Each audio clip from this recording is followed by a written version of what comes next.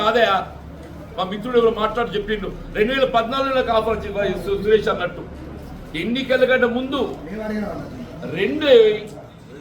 రెండు మీకు ఇంకో విషయం, ఎన్నికల కంటే ముందు ఏదైతే పోటీ చేయడానికి కొరకు కూడా ఆ కాంగ్రెస్ పట్టుకొని ఏముంటాం అన్న మన ఇద్దరు పాద మిత్రులం.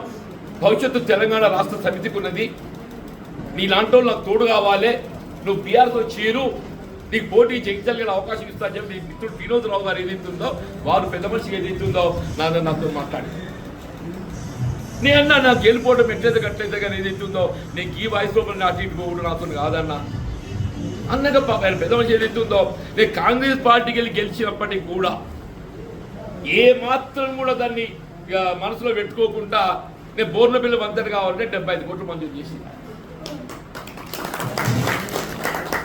నేను బోర్నపల్లి వంతెన కావాలంటే 75 కోట్లు మంజూరు చేసిండు.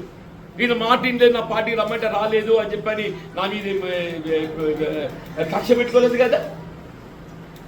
విలువలను గౌరవించిండు అని చెప్పట్టు నేను శాసన మండలి సభ్యుడు కూడా ఏదైతే ఉందో విలువలను గౌరవించిండు.